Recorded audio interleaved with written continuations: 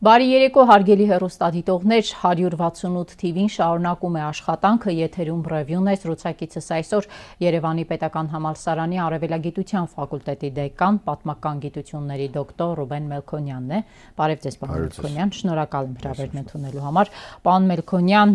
ամեն օր ընդդեմ եկեղեցու ստատուսներ գրող Նիկոլ Փաշինյանը այսօր ըստ էության նկարագրել է Facebook-յան իր էջումային մեխանիզմը, որով պատկերացնում է արշավն ընդդեմ եկեղեցու։ Փաշինյանը կոչ է անում մարդկանց կազմել խմբեր, ասում է առաջի 10 հոգուն այն համակարգողին ինքը կնշանակի եւ ըստ էության կոչ է անում մարդկանց խմբեր կազմել եւ ընդդեմ եկեղեցու դիմել քայլերի։ Ձեր դիտարկմամբ սա պետություն եկեղեցի հարաբերություններում ինչի առաջ է կանգնեցնելու պետությունը առաջին հերթին եւ արդյոք չկա քաղաքացիական բախումների վտանգ։ Հարցը կարծում եմ մի քանի շերտ ունի եւ եթե փորձենք այսպես անդրադառնալ, տեսեք 2018-ին սիրո եւ հանդուրժողականության կոչերով եկած իշխանությունը սեր եւ հանդուրժողականություն սեփական ժողովրդի եկեղեցու հանդեպ չի դրսևորում եւ սեր ու հանդուրժողականություն է դրսևորում միայն թշնամիների, թուրքերի եւ ադրբեջանցիների հանդեպ։ Փաստորեն 2018-ին Թուրքիայի եւ Ադրբեջանի հանդեպ սիրո եւ հանդուրժողականության, այսպես կոչված հեղափոխություն տեղի ունեցավ եւ 2018-ից սկսած մեր երկրում այսպես նյարդային բղավոց է տիրում, նյարդային լարվածություն է տիրում եւ դրա գեներատորը իշխանությունն է եւ իշխանության ղեկավարը ու որևէ հանդուրժողականություն, որևէ հանդարտություն այս անցնող 7 տարիներին չկա։ Հայաստան չի եղել եւ Հայաստանը կարծես այսպես շարունակ պերմանենտ նյարդային լարված, ագրեսիվ, հիստերիկ ինչ որ մթնոլորտի մեջ։ Երկրորդը Գիտեք, իշխանությունը, որը իր բուն գործառույթները տապալել է, հիմա չգիտես ինչու իրեն վերապահում է իրավունք միջամտելու եկեղեցու հարցերին եւ իրեն դնելու կաթողիկոսի դատավորի տեղը, այսինքն ինքը դատավոր է ոչ միայն քաղաքացիների, այլև դատավոր է եկեղեցու, դատավոր է եկեղեցու ղեկավարին, այսինքն սա բռնապետական մոլուցքի գագաթնակետ կարող ենք համարել եւ տեսեք այդ ինչ որ հանձնախումբ է ձևավորում եւ այլն, ասում ովքեր են այդ անմեղները, առաջինը թող քարերը իրենք նետեն, ովքեր են այդ հանձնաժողովի, հանձնախմբի անդամները, որ ամենայն հայոց կաթողիկոսին Գրիգոր Լուսավորչի գահի ներկայիս գահակալին պետք է ինչ որ քննեն, դատապարտեն եւ այլն, այսինքն պետք է նաեւ ընկալել, որ սա անձի հարց չէ, միայն Գարեգին Հայրապետի հարցը չէ, Գարեգին երկրորդի, սա հանգամանքի հարց է, այսինքն աթոռի հարց է, սա Լուսավորչի հիմնած աթոռի հարց է 1700 եւ ավել տարիների եւ պայքարը աթոռի դեմ է, գահակալը ներկայացնում է այդ աթոռի եկեղեցու դեմ, ինչու, որովհետեւ այս ամենի հետևանքով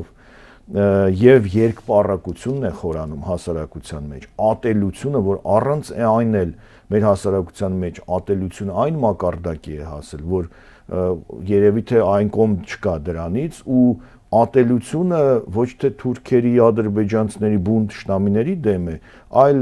այս իշխանության եւ նրանց կողքը կանգնած սեգմենտների ատելությունը այս հասարակության տարբեր խմբերի դեմ է, այսինքն կարող է լինել ինչ-որ մի ոչնչություն ատելության տածվի դեպի արևելագետները, օրինակ ինչ-որ հիմար ստատուսներ գրի, մեկ այլ ոչնչություն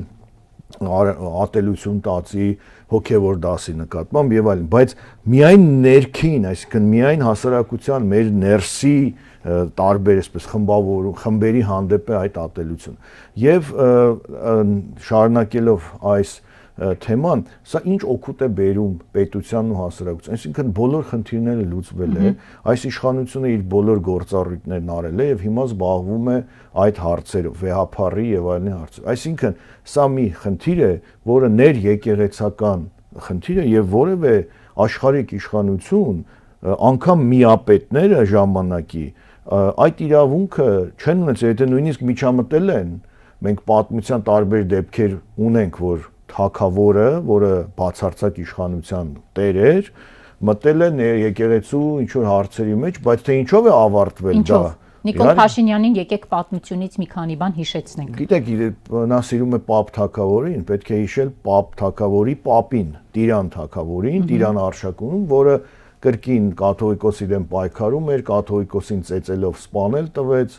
եւ այլն, բայց ի վերջո եկեղեցին մնաց անսասան եւ այդ ամենը ուղղակի վնասեց պետությանն ու հասարակությանն։ Այսինքն կան երևույթներ,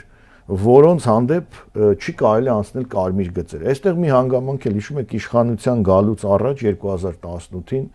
այդ ընթացքում խոստանում էին հանել կարմիր գծերը, խոսքը կանգառների կարմիր, բայց իրենք հանեցին բոլոր մնացած կարմիր գծերը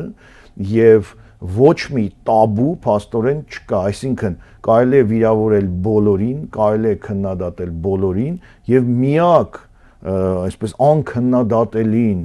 անթերին եւ անձեռնմխելին դա Նիկոլ Փաշինյանն է այս իշխանության համար, որը տառապում է, արդեն հստակ կարող ենք ասել, դասական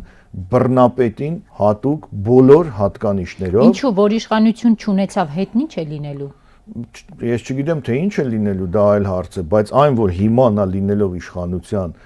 դասական բռնապետական մոտեցումներով է առաջնորդվում եւ իրեն թվում է որ ինքը կարող է միջամտել բոլոր հարցերին, այսինքն համալսարաններին, գիտությանը, եկեղեցուն, բոլոր հնարավոր բոլոր հարցերին, բայց տեսեք, նայեք, հարցը որն է։ Երբ որ անդադ ասում եմ իշխանության բուն գործառույթներ, ասում են, եթե եպիսկոպոսը խախտել է կուսակրոնության ուխտը, նա պետք է հեռանա։ Նախ դու չես որոշողը, դա եկեղեցին ինքը իր ներսում պետք է որոշի։ Անընդհատ այդ process-ները լինում են, կարող եք անընդհատ լսել, որ մեկը կարգալույց եղավ, մյուսը թողեց պաշտոնը եւ այլն։ Դա քո ինչ գործն է։ Հո եկեղեցին կառավարությանը առընթեր կադաստրի կոմիտեի նման մի կառույց չի, որ դու ինչ որ որոշումներ ընդունես։ Եվ Փաշինյանի այս բռնապետական զեղումները սնուցում է իր շրջապատը, որովհետեւ իր շրջապատում կա մի խումբ, որի համար Փաշինյանի ասածը, թողների ինձ Տերը, երևի ավելին է, քան աստվածաշնչյան ցանկացած գրառում, որովհետև ցանկացած դոգմա։ Դե ինչ ասում է Փաշինյանը, մեկ էլ միանգամից գիտենք հայտնի խումբը սկսում են դրա պաշտպանել, տիրաժավորել։ Կրկին այս իշխանության հետ որ դասական ստեղծագործությունն է ասոցացվում, Օրվելի անասնաֆերմա հայտնի վեպը, այ հենց բռնապետի մասին, որտեղ այդ բռնապետի կողմնակիցները ֆիքսում են, որ մենք ֆիքսում ենք հետևյալը, որ նա ղեկավարը միշտ ճիշտ է։ Հիմա այս մարդիկ ֆիքսել են իրենց համար, որ Փաշինյանը միշտ ճիշտ է, եւ ինչ ուզում է ասել, նա միշտ ճիշտ է։ Հիմա գրեք մի քիչ երկար, այսպես ձեր հարցին փորձեցի պատասխանել, իշխանության գործառույթն է տարածքային ամբողջականության պաշտպանումը, քաղաքացիների անվտանգության ապահովումը։ Հիմա վերցնենք իրենց բերած թիվը 29743 կիլոմետրը։ Դուք այդ 29743-ը չեք կարողանում պաշտպանել։ Այդ 29743-ից որոշակի հատված օկուպացված է թշնամու կողմից, բուն իշխանության բուն գործառույթը ոչ թե դպրոցներում կախիչները ստուգելն է, այլ տարածքային ամբողջականությունը պահպանելն է։ Հիմա ասում եք ինչ է լինում այն եպիսկոպոսի հետ, ով խախտել է կուսակրոնության ուխտը։ Բայց ինչ է լինում այն իշխանության հետ, ով խախտել է իր բուն գործառույթը, ով չի պահպանել տարածքային ամբողջականությունը, ով պարտվել է եւ մնացած քայլերը ինչ որ արել է այս իշխանությունը։ Այսինքն դու փոխանակ զբաղվես ու ինքդ քեզ ասես ես չեմ կարողանում պահպանել 29743-ը, որովհետեւ անկարող եմ, վատ իշխանություն եմ, թողնում եմ գնամ։ Դուք զբաղվում եք հարցերով, որոնք թույլ է տալիս ձեզ զբաղվել թշնամին։ Այսինքն դուք կարող եք զբաղվել Հանքավանի ճանապարհի ասֆալտապատմամբ, այդ ճանապարհի կողքի խոտերի հնձելով, ճանապարհը ներկելով եւ այլն, բայց բուն այն քայլերը, որոնք վերաբերում են այս երկրի անվտանգությանը, դուք այդտեղ ուղղակի չկաք։ Հիմա ձեր այդ ձևակերպման հետ կապված ասում եք իշխանությունը զբաղվում է այն հարցերով, որոնք թույլ է տալիս թշնամին։ Այս համատեքստում արդյոք չպետք է դիտարկենք եկեղեցու դեմ արշավը, որովհետև Փաշինյանը ընդդեմ եկեղեցու իր առաջին գրառումը արեց մայիս ամսին այն ժամանակ, երբ Կովկասի մուսուլմանների առաջնորդ Փաշազադեն ասաց, որ մեր հայկական եկեղեցին տարածաշրջանի երկրների համար վտանգավոր է եւ Գարեգին վեհափառը հիմա պարոն Մելքոնյան հայտնվել է Փաշազադեի եւ Փաշինյանի մեջտեղում, երկուսի թիրախում ինքն է։ Տեսեք, այս հասարակությունը Փաշինյանին պաշտպանող չի տեսնում դա, որ 1 օր առաջ վեհափառին քննադատում է Փաշազադեն, 1 օր հետո այդ էստաֆետը վերցնում է Փաշինյանը ու մինչև այսօր չի դադարել, շարունակում է եւ դատելով ամեն ինչից սա շարունակական է լինելու եւ այդ կոչերը գնալ Վեհարանը եւ այլն Վեհարանը ազատել վեհապարից։ Այս բանակայում եկեղեցին ինչ ամ դիմում է համապատասխան կառույցներին, որ պաշտպանեք այս անօրինական գործողություններից, բայց այդ համապատասխան կառույցները ենթարկվում են Փաշինյանին եւ ցավոք սրտի կամ գիտակցում են կամ չեն գիտակցում, ենթարկվում են ուզուրպատորին, ենթարկվում են բռնապետին եւ նրա քայլերի մի մեծ մասը այլևս դուրս է օրինականությունից, դուրս է սահմանադրությամբ նրան տրված լիազորությունից եւ նա դասական բռնապետ է։ Հիմա ինքը դա գիտակցում է, թե չի գիտակցում, դա իր ողբերգությունն է։ Մի հայտնի անեկդոտ կա, չէ՞, որ երեխան մոր հետ գնում է, տեսնում է ճաղատ մարդու, ասում է մամա նայի, տես ճաղատ է, ասում է սուս մնա կլսի, ասում է ինչի ինքը չգիտի, որ ինքը ճաղատ է։ Հիմա ինքը չգիտի, Փաշինյանը չգիտի, որ ինքը բռնապետ է եւ անում են դրանից բխող քայլեր։ Որովհետեւ Ալիևը նրան ակցիանի մեջ է պահում։ Հիմա այդ հարցին գամ, ընդհանրապես հայկական եկեղեցին, ես ձեզ վստահեցնում եմ որպես թուրքագետ, միշտ եղել է Թուրքիայի եւ Ադրբեջանի թիրախը, ընդ որում այդ ամենը փաստաթղթավորված է, այսինքն Թուրքիայի տարբեր հայեցակարգերում, տարբեր ծրագրերում հայաստանյաց առաքելական Սուրբ եկեղեցին, հայկական Սփյուռքը եւ այլն եղել են թիրախ, որոնց դեմ պետք է պայքարել։ Ինչու, որովհետեւ եկեղեցին էլ Թուրքիայի ու Ադրբեջանի համար մի կառույց է, որը իր դեմ եւ իր ժողովրդին, հայ ժողովրդին պաշտպանող քայլեր է անում։ Հիմա դու պայքարում ես Փաշինյանի իշխանությունը, պայքարում ես մի կառույցի դեմ, որը Թուրքիայի ու Ադրբեջանի օֆիցիալ թիրախն է, հայաստանյաց առաքելական Սուրբ եկեղեցին։ Գոնե ժամանակային առումով չեն կարողանում զսպել, որ Փաշազադեի հայտարարությունից գոնե որոշ ժամանակ անցնի, նոր իրենց խումբը միանա իրենց գործընկեր Փաշազադեի հայտարարությանը։ Անկամ այս 24 ժամ կարծեմ չի անցել, եւ Փաշինյանը ու իր իշխանական թիմը միացել է այս պայքարին։ Ու այստեղ մենք կարող ենք օբյեկտիվ կասկած ունենալ, իրավական տերմինոլոգիայով ասած, որ այս ամենը կարծես շատ նման։ Ինչքան էլ իշխանական տարբեր ներկայացուցիչներ ասեն, որ կապ չունի, ով ասում է, որ մենք Ադրբեջանի հետ սինխրոն ենք աշխատում, դա սխալ է, բայց Փաշազադեին ինչ ասում է, դուք նույնը շարունակում եք։ Այսինքն Թուրքիան, Ադրբեջանը Փաշինյանի ձեռքով փորձում են լուծել հայ առաքելական Սուրբ եկեղեցու հարցերը։ Տեսեք, հարգելի աղավնի, մի հատ ուղղակի այսպես փորձենք ֆիքսել ինչեր կան Թուրքիայի ու Ադրբեջանի համար անհանգստացնող դրույթներ։ Արարատ Սարը որպես խորհրդանիշ։ Համաձայնել է Հայաստանի սահմանադրությունը, անկախության հռչակագիր, Արցախը, Հայոց ցեղասպանության հարցը, պատմական հիշողությունը, Արևմտյան Հայաստանը։ Բոլորը համաձայնել են։ Հիմա լավ, սիրելի հասարակություն կամ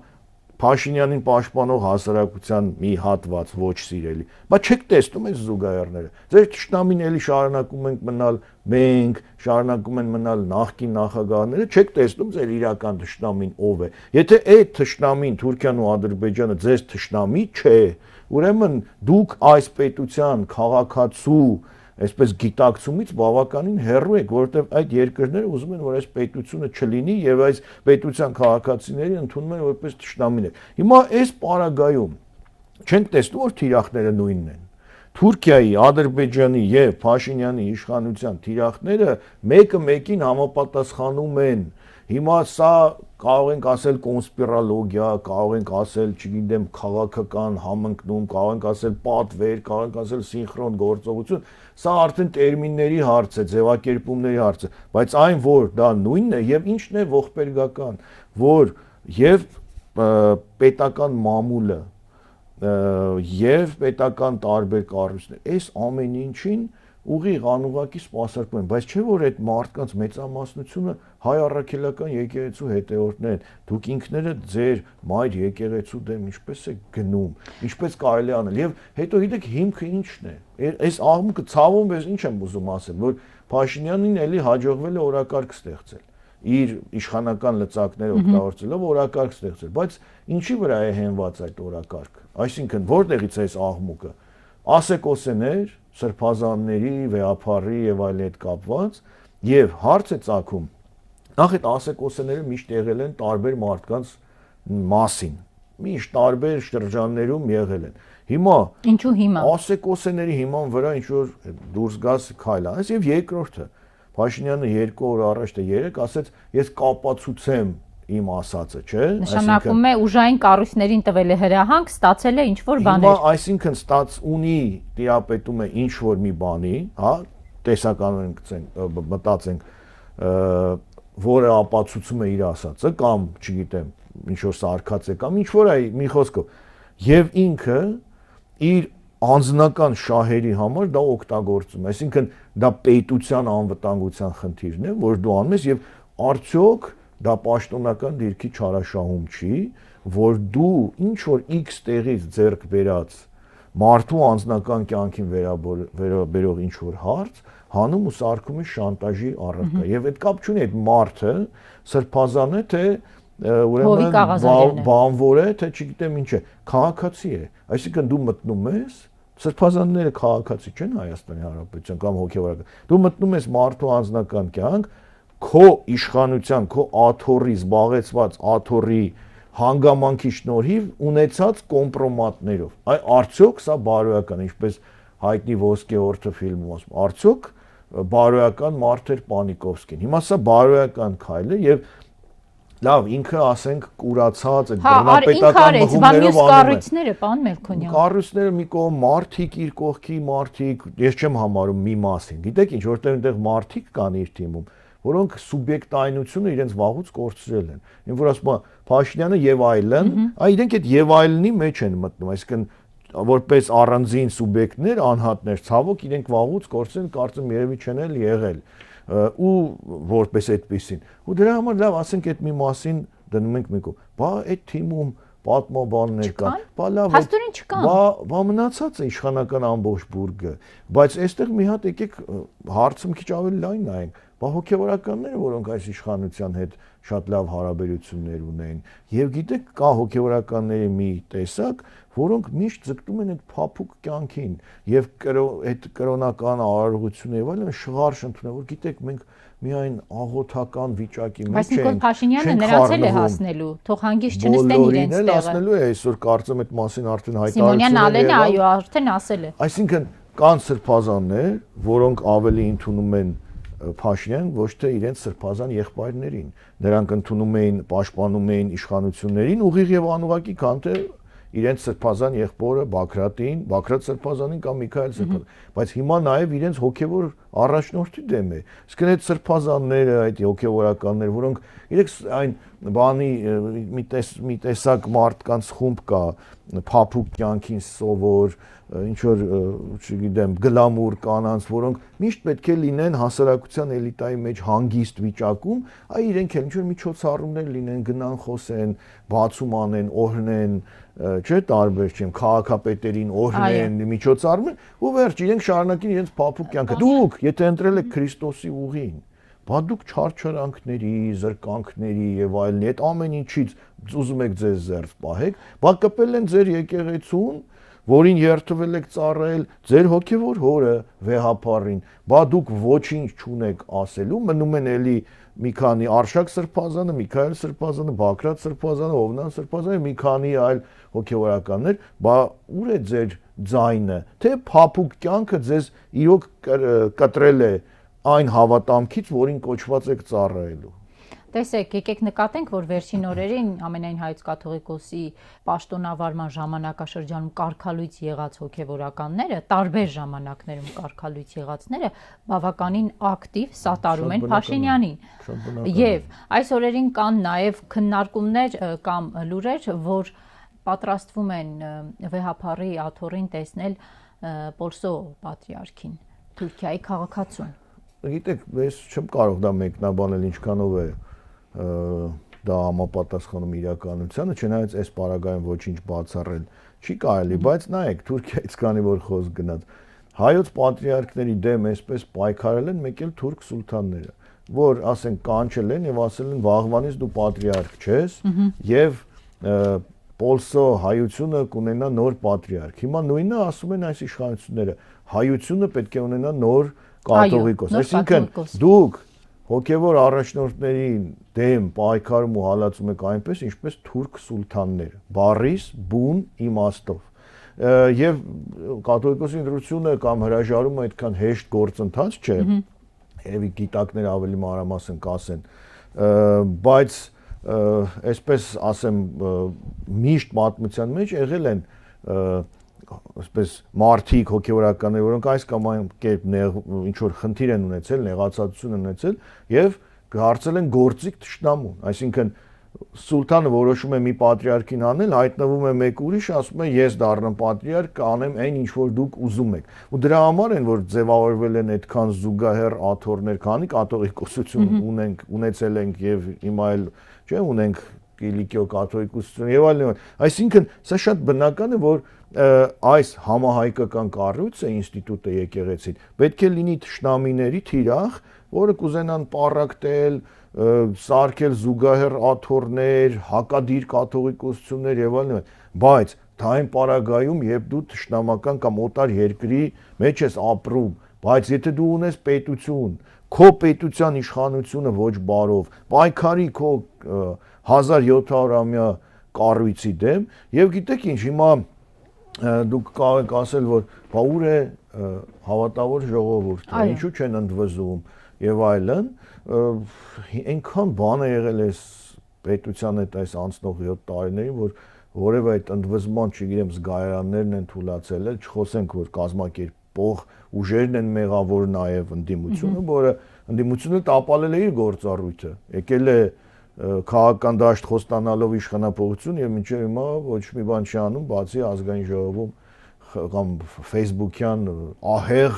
ճակատամարտերից դուրս ոչ մի բան չի կարողանում անել։ Հիմա մեծ մասը չեմ ասում բոլորին եւ այստեղ մի ֆենոմեն ես անդուր ունեմ, որ ժողովուրդը ինչ որ տեղեր է գնում Փաշինյանը ընդունում են, գալիս սելֆի են անում, չէ՞, ինչքանով է կազմակերպված, ինչքանով չէ։ Կա ամեն դեպքում ինչ որ մի սեգմենտ, որ կուրացած միգուցե այդ ատելությունից եւ այլն շարունակում են պաշտպան։ Հիմա քանի դուք Թուրքիայից խոսեցիք, ես մի զուգահեռ ուզում եմ տանել։ Գիտեք, հանդիպել են ինձ փաստաթղթեր, նամակներ եւ այլն, երբ Աբդուլ Համիդին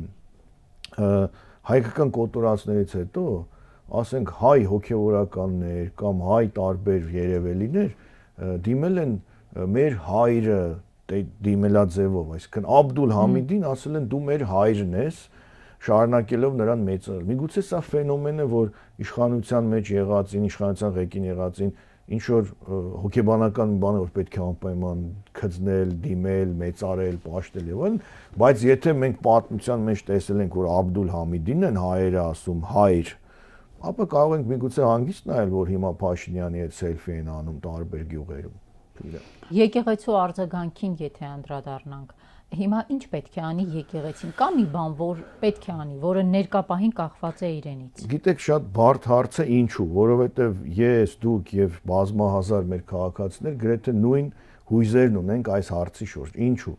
Որտեղ մենք պատկերացնում ենք, որ եկեղեցին պետք է անի այս ամենին համարժեք ինչ որ քայլ։ Դե եթե իրեն պատերազմում են, պատերազմի նվազագույն կանոններ։ Այո, բայց հիմա եկեք հարցի մյուս կողմը նայենք։ Եկեղեցին դարավոր կառույց է, որը այսպիսի թողուբոհներով անցել է։ Ինչպես ասում են, եկեղեցին տեսել է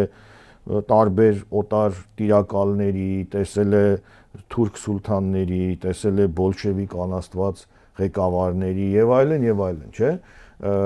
Եվ միգուցե եկեղեցին ունի իր տրամաբանությունը այս ամենը, այսինքն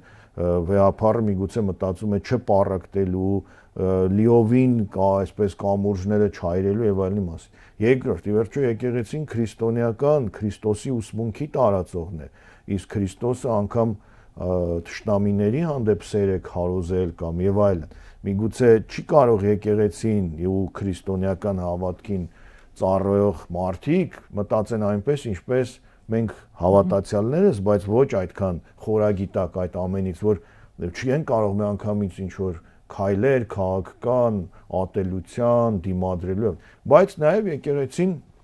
դարերի ընթացքում կրիտիկական իրավիճակներում դարձել է պայքարի առաջամարտիկը, դա կլինի Սարդարապատի ժամանակ, դա կլինի Վարդանանց պատերազմի ժամանակ, այսինքն դե հիմա պատմության այդ դասը հաշվի առնելով է նաև հասարակության սպասումը։ Դե տեսեք, հիմա եկեղեցին ի վերջո այդ իջավ ի վերջո հրապարակներ, հիմա Միքայել Սրբազանը, Բագրատ Սրբազանը եւ մյուս այն մեր երախտավոր սրբազանները, ովքեր ակտիվ են, ի վերջո այդ զանգը հնչեցնում են, որ այս ամեն ինչը հասել է այսպես բավական լուրջ իրավիճակի։ Այնպես որ եկեղեցու արձագանքը շատ դժվար է գնահատել մեզ ոչ եկեղեցականներից եւ կարող է մեզ մոտ էլ առաջանալ հիասթափություն, ակնկալիքների մի քիչ այսպես ոչ շատ ճիշտ ապարզաբան եւ այլն, բայց հույս ունենանք, որ եկեղեցին առաջնորդվելու է ուրեմն մի կողմից իր տրամաբանությամբ, մյուս կողմից այն գեր նպատակով, որ պետությունն ու եկեղեցին անվիճարկելի արժեքներ են եւ զերծ է մնալու ու նաեւ ցույց է տալու հասարակությանը այն սահմանը, որը բաժանում է հարմարվողականությունը, պատեհապաշտությունը, վախկոտությունը իրական սառը տրամաբանությունից եւ ի վերջո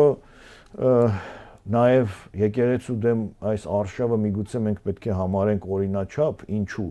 Եթե 18 թվականին իրենք հռչակել են հեղափոխություն, այսպես կոչված, բոլոր հեղափոխությունները ինչ որ մի պահի թիրախավորում են կրոնը, հավատքը, եկեղեցու։ Այդպես եղել է ֆրանսիական հեղափոխությունից հետո, ռուսական հեղափոխությունից հետո, երբ եկեղեցիները քանդել են, հոգևորականներին կոտորել են, ըստ էության ցեղասպանություն է եղել հոգևոր դասի, եւ միգուցե դա դրա օրինաչափությունն է եւ ելի եթե կլասիկներին անդրադառնանք Դաստոևսկու հայտնի Բեսի վեպը դևերը չարքերը հայերեն թարգմանվում հենց հեղափոխականների մասին է որոնց նա անվանում է չարքեր դևեր եւ որոնք պետք է անեն դիվականությունից բխող քայլեր ընդդեմ եկեղեցու այսինքն եթե իրենք հեղափոխականներ են ապա եկեղեցու դեմ պայքարը այս ծրագրի մի կարևոր մասն է եւ եկեղեցին էլ երևի թե պետք է վաղուց պատրաստ լիներ այս ամենին այլ ոչ թե փորձեր այսպես ավելի եկեղեցական որոշ գործիչներ այսպես ավելի հարմարվեին եւ չտեսնեին վտանգը այն ինչ որ սպառնում է մեզ պետությանը եւ եկեղեցին եւ եթե եկեղեցու անելիքը թողնում ենք եկեղեցուն ձեր ակնկալիքը հայ հասարակությունից որն է մարդկանցից, այն մարդկանցից, որոնք Փաշինյանի